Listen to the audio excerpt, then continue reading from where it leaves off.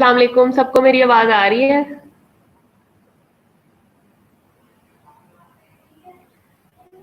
जी, सबको मेरी आवाज आ रही है या नहीं?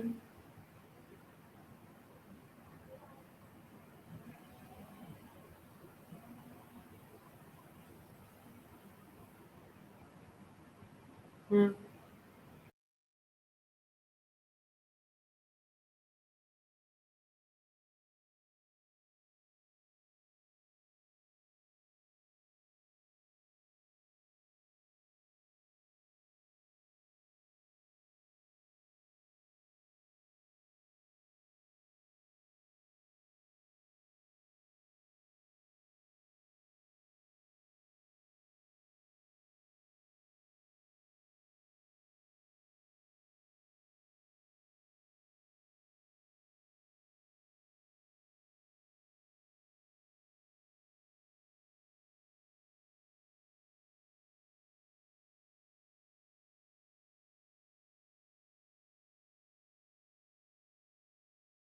ओ, ओके, इम्यूनिटी आप लोगों ने कहा था कि हम लोगों ने इम्यूनिटी डिस्कस करना है। तो इम्यूनिटी में सबसे पहले इंट्रोडक्शन है, कहते हैं immunity is refer to the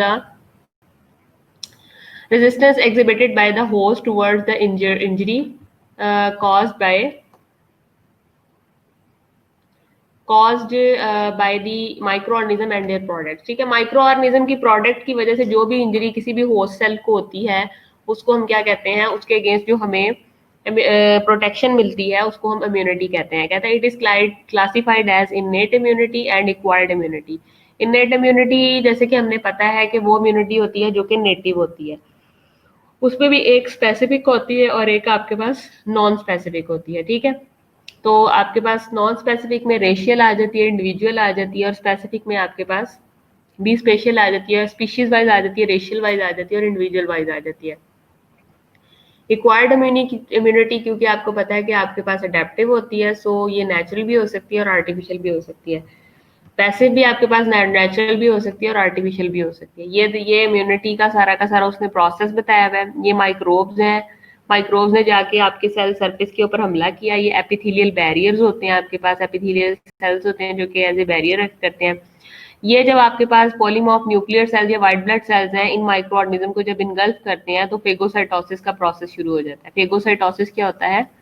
phagocytosis, हाँ ये भी ठीक है, पावर, बॉडी की पावर फाइट करने, कुछ भी इम्यूनिटी की आप डिफरेंट एस्पेक्ट में डेफिनेशन बता सकते हैं। अब ये जो पीएमएनएस होते हैं, पॉलीमॉर्फ न्यूक्लियर सेल्स होते हैं, इन बड़े बड़े माइक्रोब्स को जब इनगल्फ करते हैं तो ये अमल फेगोसाइटोसिस कहलाता है। ठीक है, ये कंप्लीमेंट प्रोटीन्स होती हैं जिसके ऊपर आके ये अटैच होते हैं। ठीक है, ये नेचुरल किलर सेल्स हैं, NK stands for natural killer sales.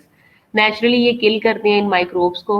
ये आपके लिम्फोसाइट्स हैं, ठीक है, जो आपके हमेशा वायरल इन्फेक्शन में ज्यादा होते हैं। ये अडेप्टिव इम्यूनिटी है कि ऑलरेडी सेल आपकी बॉडी में मौजूद है। ये एंटीबॉडीज हैं कि एंटीबॉडीज इन माइक्रोब्स को अटैक करती हैं और इनको खत्म करती हैं। ये टी लिम्फोसाइट है आपके पास, ठीक है, और ये इफेक्टर टी सेल्स हैं। आगे आ जाता है आपके पास। अच्छा, और साथ में ये देखें कि साथ साथ नीचे उसने टाइम बताया हुआ है। 0 टाइम है, 6 आवर्स पे कौन सी चीज एक्टिव हो रही है, 12 आवर पे कौन सी हो रही है, 1 आवर पे कौन सी हो रही है, 2 आवर पे कौन सी हो रही है, 3 डेज पे कौन सी हो रही है, 4 डेज पे कौन सी हो रही है एंड 5 डेज पे कौन सी हो रही है। उसके बाद आपके पास कहता है immunity is also known as native immunity, मतलब कि ऐसी इम्यूनिटी जो कि नेटिव इम्यूनिटी होती है। It's resistance to infection that an individual possesses by the virtue of his or her genetic and constitutional makeup. ठीक है, आपका जो भी जेनेटिक मेकअप है, मिसाल के तौर पे हर बच्चे का अपना अपना जेनेटिक मेकअप होता है, उसको उसके पेरेंट्स से मिला होता है, उसको उसके माँ बाप से मिला होता है। ठीक है, उसके अकॉर्डिंग उसने किसी भी एंटीबायोटिक के हमला करने के नतीजे में रिस्पॉन्ड करना होता है। So it's not affected by prior contact with immunization. Immunization पे ये इतना डिपेंड नहीं करता जितना कि ये डिपेंड करता है कि आपका अपना जेनेटिक मेकअप कितना स्ट्रॉन्ग है। ठीक है, इट मे बी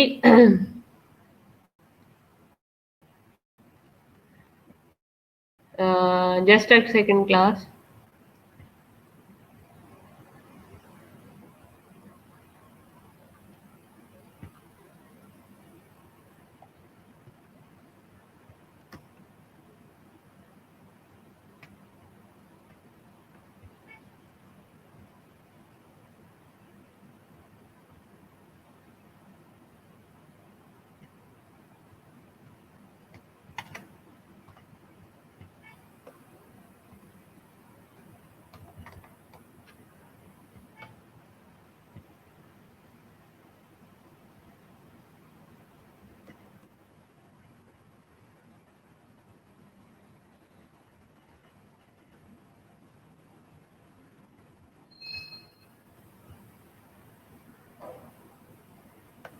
सो आपके पास ये जो होती हैं वो नेटिव इम्यूनिटी में जो आपके पास है कि वो कहता है कि जो आपकी मुकामी इम्यूनिटी होती है, मुकामी से मुराद ये है कि जो आपकी अपनी कैपेबिलिटी क्या है, आपकी अपनी कैपेसिटी क्या है।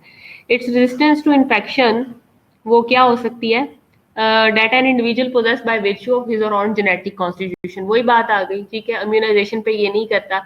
स्पेसिफिक में आपके पास पर्टिकुलर स्पेसिफिक पैथोजन के अगेंस्ट होती है, और जनरल या नॉन स्पेसिफिक में आपके पास जनरल माइक्रो ऑर्गेनिज्म के अगेंस्ट होती है। उसमें हम कोई स्पेसिफिकली किसी खास माइक्रो ऑर्गेनिज्म का नाम नहीं लेते, बल्कि हम ये कहते हैं कि जो एक खास स्पेसिफिक माइक्रो ऑर्गेनिज्म के अगेंस्ट है, ठीक है। और इसको हम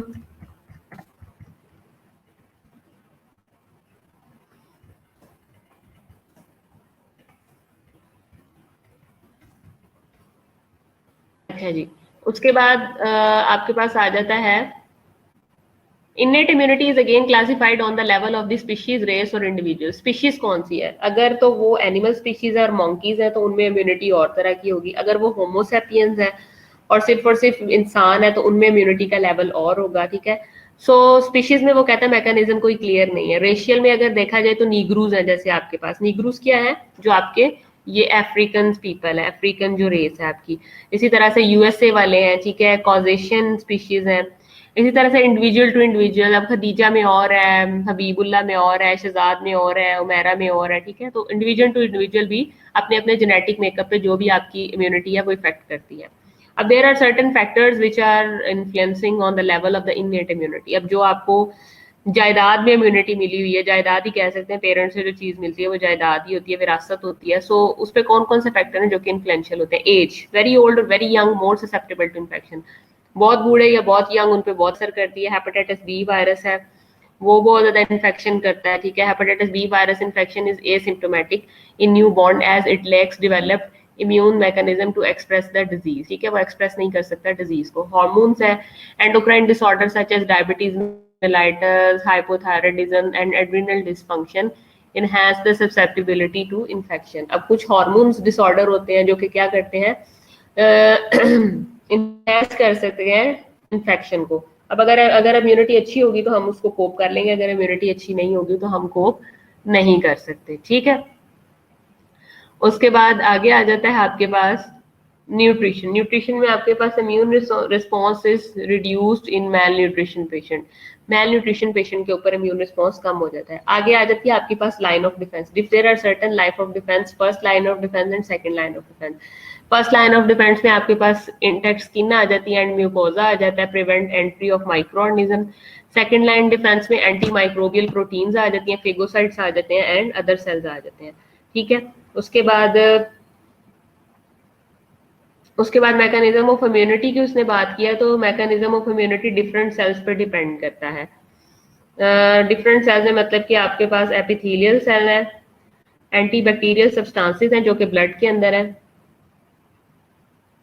क्योंकि ये ब्लड के अंदर ही मौजूद है और ब्लड कुदरती तौर पे हमें ये इम्यूनिटी देते हैं। उसके बाद माइक्रोबियल एंटीगोनिज्म है। माइक्रोबियल एंटागोनिज्म से मुराद ये है कि माइक्रोबियल एक्टिविटी के अगेंस्ट जो काम करेंगे।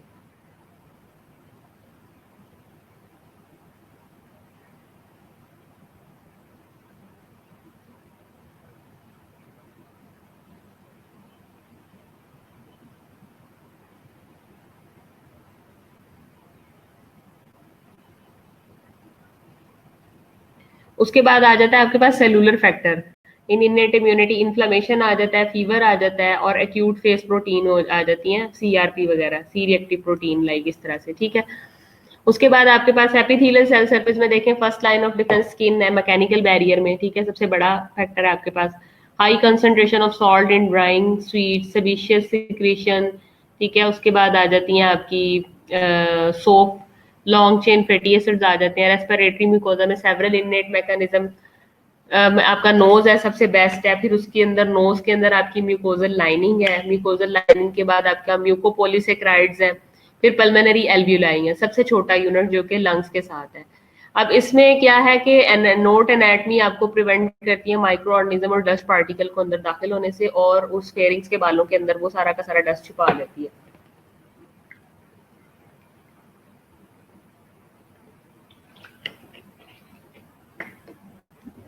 बल मैंने रियलवी लाई है जो कि एज ए फैगोसाइटिक सेल के तौर पे काम करता है। उसके बाद एपिथेलियल सर्फेसिस आ जाते हैं, उसमें माउथ आ जाता है, कंजक्टाइवा आ जाता है, ठीक है। माउथ में हमारे पास स्लाइवा आ जाता है, inhibits of effects on micro organism, digestive juice आ जाते हैं, ठीक है। High acidity of the stomach आ जाती है, कंजक्टाइवा में flushing action of the lacrimal secretion आ जाती है, आपके जो आंख के आंसू हैं। एंटीबैक्टीरियल सब्सटेंसेस आ जाते हैं जिसमें लाइसोसोम है, ठीक है। लाइसोसोम खास किस्म का एंजाइम है, फ्लेमिंग ने दिया था। थर्मोलिबाइल बेसिक प्रोटीन है, वो आ जाती हैं, ठीक है। उसके बाद आपके पास यूरिन यूरिन में फ्लशिंग एक्शन है, bacteria from urethra, spermine and zinc sperm, antibacterial activity है। Acidity of the adult vagina यानी कि inhospitable to many pathogens, ठीक है। उसके बाद antibacterial substances in blood and tissue में सेवरल सब्सटेंसेस है जो कि जिनकी के एंटी माइक्रोबियल प्रॉपर्टीज है, जो कि नेचुरली ब्लड में, जैसे बीटा लाइसिन। थर्मोस्टेबल सब्सटेंसेस है, थर्मोस्टेबल से क्या है यानी हीट स्टेबल है, और एक्टिव होते हैं against anthrax and related bacilli. Anthrax क्या है? खास किस्म का माइक्रो ऑर्गेनिज्म है जो कि एंथ्रेक्स करवाता है, और ये बेसिलस होता है, ग्राम नेगेटिव बैक्टीरिया, उसके अगेंस्ट होते हैं ये। इसी तरह से बेसिक पॉलीपेप्टाइड्स हैं यानी कि ल्यूकीन्स हैं, from leucocytes and from platelets. उसके बाद लैक्टिक एसिड है जो कि टिश्यू एंड इन्फ्लेमेटरी जोन में है। उसके बाद लैक्टोपेरोक्साइड है, ये भी खास किस्म का क्या है? पेरोक्साइड है, और साथ में लैक्टोज है। लैक्टोज आपको पता है कि क्या है? लैक्टोज आपका मिल्क में मौजूद है और ये आपको इम्यूनिटी देता है। उसके बाद इंटरफेरॉन है,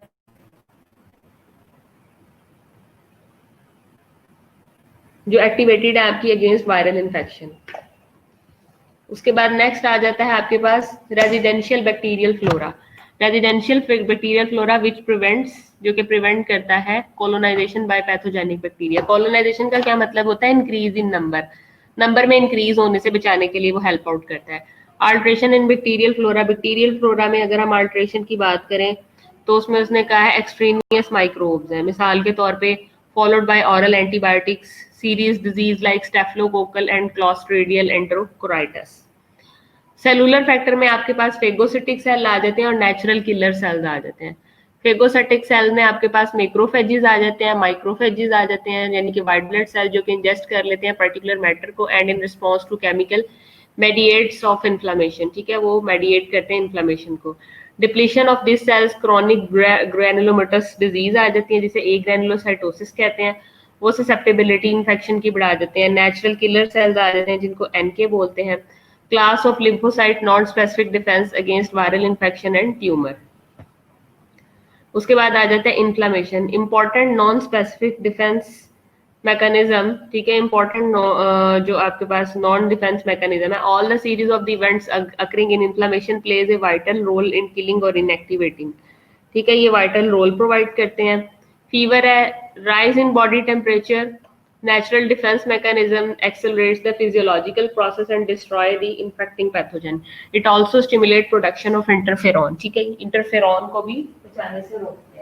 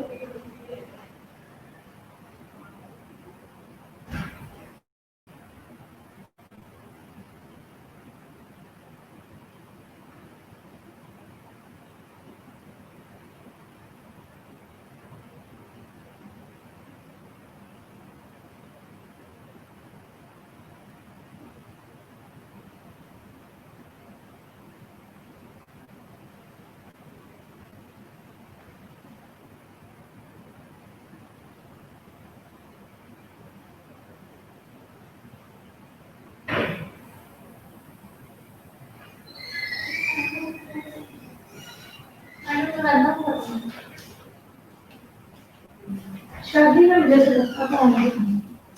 उसकी अपनी भी तो शादी है, है? आपकी तो सच में बहुत अच्छा है, आपने ही कहा है। हाँ शादी है इसकी। ये जो छुट्टी जहाँ पे जा रही है, मुझे तो यही लगता है। इस दिसंबर में, इस दिसंबर में मुझे, मैंने तो तुम्हें बताया था नालायक, बेशरम है।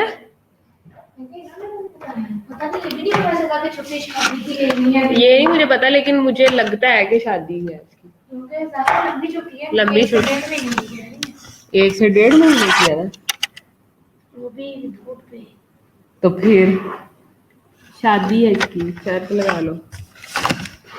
क्योंकि मुझे इसने आज बताया कि क्या कहते हैं,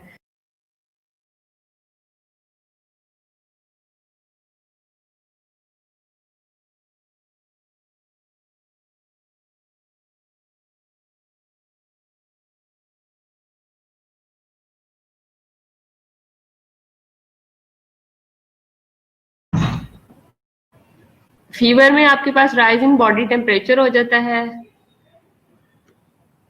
नेचुरल डिफेंस मैकेनिज्म आ गया, ठीक है, एक्सेलरेट करता है फिजियोलॉजिकल प्रोसेस को और डिस्ट्रॉय करता है इन्फेक्टिव पैथोजेंस को। It also stimulate production of interferon, interferon को भी रोकता है। आगे आ जाता है acute phase protein. Acute phase protein में आ जाता है sudden increase in plasma concentration of certain proteins collectively called acute phase protein, ठीक है। This include C reactive protein जिसे सीआरपी हम लोग बोलते हैं, ठीक है, मैनोज बाइंडिंग प्रोटीन है, उसके बाद अल्फा 1 एसिड ग्लाइकोप्रोटीन है, सीरम एमाइलॉइड पी कंपोनेंट है, एक्टिवेट करते हैं आपके अल्टरनेटिव पाथवेज को, कम्प्लीमेंट्स के और इंटरफेरॉन पाथवेज को। जितनी भी आपके इंटरफेरॉन्स हैं और आपके जो कॉम्प्लीमेंट्स हैं, ये सिर्फ और सिर्फ आपके वायरल इन्फेक्शन के अंदर ही एक्टिवेट होते हैं। उसके बाद कहता है enhance the host resistance, prevent tissue injury and promote repair of inflammatory lesion, ठीक है। और ये क्या करते हैं कि होस्ट रेजिस्टेंस को इंक्रीज करते हैं, टिश्यू प्रिवेंशन को करते हैं और रिप्लेसमेंट ऑफ लीजन्स को इनहेंस करते हैं। आईएफएन जो कि है, आईएफएन क्या है आपके पास, IFN है आपके पास interferon. Genes that synthesize IFN are activated when a host cell is invaded by a virus. जब होस्ट सेल जो होता है वो इन्वेड होता है वायरस से।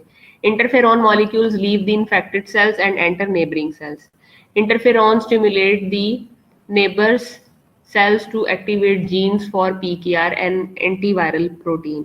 एंटीवायरल प्रोटीन को एक्टिव करने के लिए यूज होता है, ठीक है। PKR नॉन स्पेसिफिकली ब्लॉक कर देता है वायरल रिप्रोडक्शन को इन द नेबरिंग सेल के अंदर। मेन जो IFN का काम है वो किस में होता है, वायरल इन्फेक्शन के अंदर होता है। उसके बाद आ जाता है interferon family. Interferons are a family of the related proteins each with slightly different physiological effect. हर किसी का डिफरेंट फिजियोलॉजिकल इफेक्ट होता है। लिम्फोसाइट्स क्रिएट करते हैं gamma interferon, but most of other WBC create करते हैं अल्फा इंटरफेरॉन। फाइब्रोब्लास्ट जो है वो क्रिएट करते हैं बीटा इंटरफेरॉन, और interferon also activate macrophages and mobilize natural killer cells. Beta interferons खास किस्म के कह लें कि हमारे पास हमारी बॉडी के अंदर जो है वो डिफेंस मैकेनिज्म है, या कह लें कि वो प्रोटीन है जो कि हमेशा एक्टिवेट होती है हमारी बॉडी के अंदर वायरल इन्फेक्शन की सूरत में, ठीक है।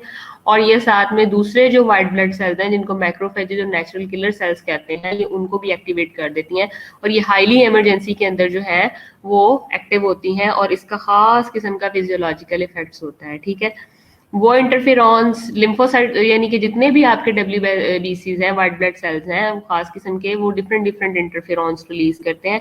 लिम्फोसाइट जो है वो गैमा इंटरफेरॉन रिलीज करते हैं, ठीक है। बहुत से जो WBCs हैं वो अल्फा करते हैं, और फाइब्रोब्लास्ट जो है वो बीटा करते हैं।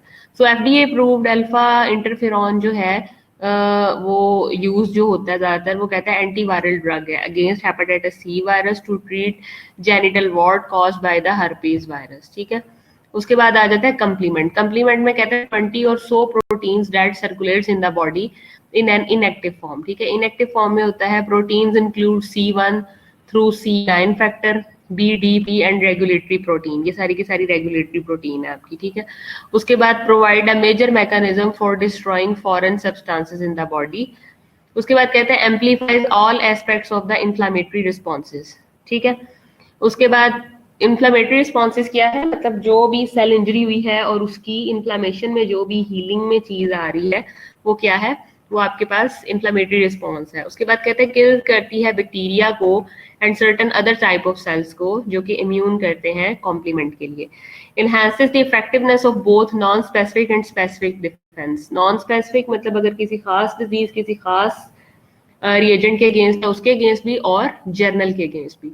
सी रिएक्टिव प्रोटीन सीआरपी में वो कहता है CRP is produce by the liver. ये ज्यादातर लिवर के इन्फेक्शन में होती है और सीआरपी लिवर से ही प्रोड्यूस होती है। To response the inflammatory response, inflammatory molecules को चेक करने के लिए। CRP is a clinical marker used to assess for the presence of an acute infection, an inflammatory condition and its response to treatment। ठीक है, ज्यादातर doctor जो है वो CRP का टेस्ट इसीलिए लिख के देते हैं कि वो चेक करने जा रहे होते हैं कि acute infection अगर है तो वो किस लेवल का है। ठीक है, आगे है binds to the PC receptors of the pathogen and exports self antigen। ठीक है, बेसिकली ये जो PC receptors होता है पैथोजन का ये उसके साथ अटैच हो जाते हैं और सेल्फ एंटीजन के तौर पे काम करते हैं। उसके बाद plays a surveillance role in targeting the damage cells for disposal. अब जहाँ पे डैमेज हुआ होता है सेल तो ये इस किस्म की प्रोटीन होती है कि ये पूरी बॉडी के अंदर कह लो जैसे पेट्रोलिंग पुलिस होती है ना, ये उस तरह से एक्ट करती है और पूरी बॉडी के अंदर ये चक्कर लगा रही होती है कि जहां पे भी सेल डैमेज हुआ हुआ है उसका एक्सक्रीटा या उसका वेस्ट उठा के जो है वो डिस्पोज ऑफ किया जाए, और एक्टिवेट कर देती है ये कॉम्प्लीमेंट को। उसके बाद आ गया एक्वायर्ड इम्यूनिटी। वो तो थी इननेट नेचुरल, ये है acquired. The resistance that human acquired during life is known as acquired immunity, also known as adaptive immunity. ये अडेप्टिव इम्यूनिटी भी कहलाती है। It is of two types, इसकी दो टाइप्स हैं। Active resistance developed by an individual as a result of the antigen stimulus. ठीक है, ये एक्टिव और पैसिव क्या, resistance that is transmitted passively, passively पैसे देके यानी कि एनर्जी यूज करते हुए, passively in a readymade form is called passive immunity. ठीक है, एक्टिव इम्यूनिटी कहते हैं involves the active function of the host immune apparatus, host के इम्यून अपरेटस को करती है involve. Synthesis of antibodies and production of immunologically active cells, antibodies naturally बनाती है और आपके जितने भी इम्यूनोलॉजिकल सेल्स हैं उनको एक्टिव करती है। डेवलप करती है ह्यूमोरल एंड सेलुलर इम्यूनिटी को। डिपेंड करता है कि लेटेंट फेज में या नेगेटिव फेज में। लेटेंट फेज क्या है, required time for its activation. ठीक है, यानी कि जब माइक्रो ऑर्गेनिज्म बॉडी के अंदर दाखिल हुआ है तो इसकी एक्टिवेशन के लिए जो टाइम रिक्वायर्ड है वो क्या है, लेटेंट पीरियड है। और नेगेटिव फेज क्या है, a time period in which there is a reduced measurable immunity. Antigen combines with pre existing antibody and lower its circulation, और लोअर कर देती है इसकी सर्कुलेशन को। उसके बाद आ जाता है secondary response. If an individual previously exposed to antigen and exposed to the same antigen and again will respond quickly and abundantly। ठीक है, quickly और abundantly respond करने के लिए ये दिखाई जाती है। It also associated with immunological memory। ठीक है, मतलब एक्टिव इम्यूनिटी को हम क्या करते हैं, इम्यूनिटी का स्टेटस भी चेक करने के लिए हम करते हैं कि कितनी मेमोरी के अंदर ये इम्यूनिटी स्टोर है। More effective and better protection than passive. Active immunity में आगे नेचुरल, क्लिनिकल और apparent infection by microbe। ठीक है, immunity is long lasting but it varies on types of pathogens। large majority of adult active immunity against polio virus भी हो सकती है। lifelong immunity viral diseases such as chicken pox और measles, influenza की देखें recur after few months or a year due to lack of immunizing capacity of the virus। ठीक है, मतलब जितनी पुरानी वो होगी, जैसे इन्फ्लुएंजा किया तो उसके अगेंस्ट वो क्या देगी, एंटीबॉडीज बॉडी के अंदर मौजूद होगी। कॉमन कोल्ड नजला जुकाम है, ठीक है, some same clinical picture cause by other virus. जितने भी आपके वायरल इन्फेक्शन है उसके अगेंस्ट एक दफा आपको इन्फेक्शन हो जाए तो आपके अंदर क्या है, एंटीबॉडीज बन जाती है, इम्यूनिटी डेवलप हो जाती है। एक्टिव इम्यूनिटी नेचुरल है जैसे कि हमें पता है। So immunity following bacterial infection is less permanent than virus. जैसे कि प्रेम्यूनेशन है, प्रेम्यूनेशन क्या है, प्रीम्यूनेशन क्या होती है, immunity to reinfection last long till the disease remains active. Remain मतलब बीमारी एक्टिव है लेकिन इम्यूनिटी लास्ट लॉन्ग है। ठीक है, लास्ट लॉन्ग उसके इफेक्ट्स मौजूद है। मिसाल के तौर पे टाइफाइड है, वो प्रीम्यूनेशन के अंदर आती है। क्यों, क्योंकि टाइफाइड का जरासीम ढीठ होता है, जरासीम मरता नहीं है लेकिन फिर भी उसकी इम्यूनिटी स्ट्रांग होती है और हम एक्टिवली काम कर रहे होते हैं। आगे आ जाता है आर्टिफिशियल। आर्टिफिशियल में वो कहता है कि रेजिस्टेंस इंड्यूस्ड बाय वैक्सीन। ठीक है, it may be either bacterial or viral vaccine. Booster doses क्या होते हैं कि फर्स्ट वैक्सीन के बाद जो हम सेकंड डोज लगाते हैं उसके फौरन बाद जो लगाई जाती है वो बूस्टर डोज में आ जाती है. So following the primary vaccination prolong the immunity. It may be again either in the form of live, killed and bacterial product. Live भी हो सकती है, killed भी हो सकती है और bacterial product भी हो सकती है. Active immunity artificial live vaccine में initiate the infection without causing any injury. Injury cause किए बगैर ये cause करता है, ठीक है. और क्या कहते हैं, it parallel with natural but of the lower grade. ये parallel होता है और lower grade होता है. और orally administered जो होती है वो sabine वैक्सीन होती है फॉर पोलियोमिलाइटिस के लिए. पेरेंटली हमारे पास मीजल्स आ जाती है. आर्टिफिशियल में जैसे कि किल्ड वैक्सीन है, कंपैरेटिवली लेस इम्यूनोजेनिक है क्योंकि किल्ड होती हैं, so protection last only for short period. So इसमें हमें प्रोटेक्शन भी क्या होती है, शॉर्ट पीरियड के लिए होती है. सो कहता है कि they have to be supplemented by booster dose repeatedly. वो कहता है कि बूस्टर डोज के लिए इनको जो है वो रिपीटेडली नेसेसरी बनाया जाता है. May be given orally but this route is not preferred. ठीक है, ऑरली दिया जाता है वैक्सीन को, लेकिन ज्यादातर इस तरह की वैक्सीन को हम प्रेफर नहीं करते हैं. Parenterally administration humoral antibody response improved by addition of adjuvant. Passive transferred from mother to baby. ठीक है, मदर से बेबी में transfer, transmitted predominantly through placenta in humans. Some of the IgA antibodies in neonates human colostrum. ठीक है, first milk जो mother produce करती है अपने आफ्टर डिलीवरी वो कोलोस्ट्रम कहलाता है. सो उससे भी उसको मिल रही होती है, फ्रॉम प्लेसेंटा भी जा रही होती है, ट्रांसप्लेसेंटल इम्यूनिटी जिसको बोलते हैं.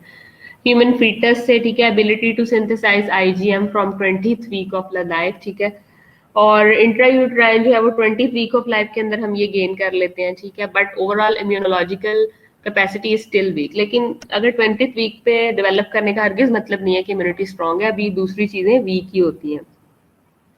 So some part of the immunological independence develops only after 3 months. So 3 month के बाद ही वो develop होती हैं. Till then maternal antibodies give passive immunity. Transport of antibodies across the placenta is an active process. Concentration in fetal blood is higher than in the mother blood. Infection in children is common after age of 3 months than neonates. ठीक है, active immunization of mother during pregnancy improve the quality of the passive immunity in infants. Tetanus toxoid recommended during pregnancy. जैसे कि आपको पता है कि tetanus का टीका हर प्रेग्नेंट वुमन को इसीलिए लगाया जाता है. Resistance is passively transfer to recipient by the administration of antibodies. Recipient क्या होता है, जो भी इंडिविजुअल है जिसको भी वैक्सीनेशन जानी है, एंटीबॉडीज लगनी है, एज अ प्रोफाइलेक्सिस थेरापी के तौर पे भी काम करता है. So it's indicate for immediate and temporary protection. ये इमीडिएट भी देती है और टेम्पररी प्रोटेक्शन भी देती है. नहीं, IgA नहीं, IgM की वो बात कर रहा है. अगर मिल्क में होती हो तो फिर वो सिर्फ स्पेसिफिक के लिए ही प्रोवाइड करती है ना. फर्स्ट जो 3 मंथ है, फर्स्ट 6 मंथ के लिए इसीलिए रिकमेंडेड किया जाता है. ठीक है, so treatment of some infection आ गया, suspension of active immunity injurious आ गया. फॉर एग्जाम्पल इम्यूनोग्लोबुलिन्स आ गई. इम्यूनोग्लोबुलिन्स आपके पास रेडीमेड होती हैं. The agent use for this hyper immunosera आ जाता है. ठीक है, ऑफ एनिमल और द ह्यूमन ओरिजिन. उसके बाद कन्वल्सेंट सीरा आ जाता है. उसके बाद आपके पास पूल्ड ह्यूमन गैमा ग्लोबुलिन्स आ जाते हैं. हाइपर इम्यून सीरा में आपके पास anti tetanus serum ATS derived from hyper immune equine horse के इम्यून से इसको लिया जाता है. ये टेम्परेरी प्रोटेक्शन देता है, hyper sensitivity and immune elimination करता है. ठीक है, उसके बाद human hyper immune globulin tetanus immunoglobulin TIH free from complication and comparability long lasting. यानी इसकी कोई कॉम्प्लिकेशन नहीं होती और लॉन्ग लास्टिंग इफेक्ट है. उसके बाद anti sera of animal origin is indicated only where the human sera is not available. ठीक है, तब ही रिकमेंड किया जाता है जब आपके पास एनिमल का सीरा, ह्यूमन का सीरा मौजूद ना हो. ये प्रोटेक्शन देती है गैस गैंग्रीन के अगेंस्ट, एंटी बॉटुलिन सीरा और एंटी वेनम के अगेंस्ट. ठीक है, आगे कन्वल्सेंट सीरा में आपके पास आ जाता है सीरा from patient recovering from illness, high level of specific antibody. यानी कि जब वो रिकवर हो रहा होता है तो उसके सीरा से जब हम कोई चीज बनाते हैं तो वो क्या होगा, कन्वल्सेंट फेज से सीरा होगा. उसके बाद पूल्ड ह्यूमन गैमा ग्लोबुलिन क्या है, pooled Sira from healthy individuals. ठीक है, contains pathogen prevalent in the region. कहता है there were used extensively in the past for the viral hepatitis A and immunodeficiency disorder. Disadvantages इसके क्या है, gamma globulin aggregate in veins, anaphylactic reaction due to complement activation, given only IM, ठीक है। Chance of getting blood borne infection, hepatitis B, hepatitis C, HIV and other infective agent. उसके बाद combined immunization क्या होती है? Combination of active and passive immunity, यानी कि immediate protection, passive. For example tetanus oxide की उसने बात की है, in one arm and tetanus toxoid TT injection in the other followed by full course of tetanus toxoid, ठीक है। हम फुल कोर्स ले लेते हैं टेटनस टॉक्साइड का। TIG provides necessary protection till active immunity is able to take place, ठीक है। हमने तब तक लेना है जब तक कि हमें टोटल इम्यूनिटी नहीं मिल जाती। आगे आ जाता है आपका local immunity, concept given by Besredka, ठीक है। बेसेडका ने ये कॉन्सेप्ट दिया था। It refers to the protection given to the potential site of entry of the pathogen prevents the entry of the pathogen, ठीक है। यानी कि एंट्री ऑफ पैथोजन के ऊपर जो आपको इम्यूनिटी प्रोवाइड की जाए, और लोकल एरिया के ऊपर। लोकल मतलब ये होता है कि जिस जगह पे आपको इफेक्ट हुआ है। Immunoglobulin namely IgA is involve produced by plasma cells present on mucosal surfaces, ठीक है। IgA जो होती है वो आपकी प्लाज्मा सेल्स म्यूकोजल सर्फेसेस में है। Live vaccine for poliomyelitis augment the resistance at the level of the gut mucosa, ठीक है। सो पोलियोमिलाइटिस की जो वैक्सीन है वो ऑरल से लेके गट म्यूकोजा तक जो है वो उसका इफेक्ट होता है eight the level of mucosa. Site of entry of the polio virus है, जो कि आपकी जो पोलियो वायरस है वो वहीं पे इफेक्ट करती है। आगे आ जाता है herd immunity, overall level of immunity in community 80% of the individual in a population, relevant in control of epidemic disease, ठीक है। When herd immunity is low, epidemic is likely to occur. Herd immunity कहते हैं मतलब overall immunity, जैसे अब Covid के against सब में तकरीबन इम्यूनिटी डेवलप हो चुकी है, तो ये हर्ड इम्यूनिटी है। ये देखें, innate immunity rapid response to a broad range of microbes, ये acquired immunity slower response to specific microbe. अब ये देखें, ये external defence, internal defence. External defence में आपके पास स्किन आ जाती है, म्यूकस मेम्ब्रेन आ जाती है, ठीक है, और स्क्रीशंस आ जाती हैं, इन्वेडिंग माइक्रोबिक पैथोजेंस। इंटरनल में आपके पास क्या कहते हैं, फेगोसिटिक सेल आ जाते हैं, एंटी माइक्रोबियल प्रोटीन्स आ जाती हैं, इन्फ्लामेटरी रिस्पॉन्स आ जाते हैं, नेचुरल किलर सेल्स आ जाते हैं, ठीक है। और एक्वायर्ड इम्यूनिटी में आपके पास क्या है, हिम्यूरल रिस्पॉन्स, एंटीबॉडीज, और सेल मेडिएटेड रिस्पॉन्स में साइटोटॉक्सिक एंड लिम्फोसाइट्स आ जाते हैं, ठीक है। तो ये था it's all about immunity. Is there any question?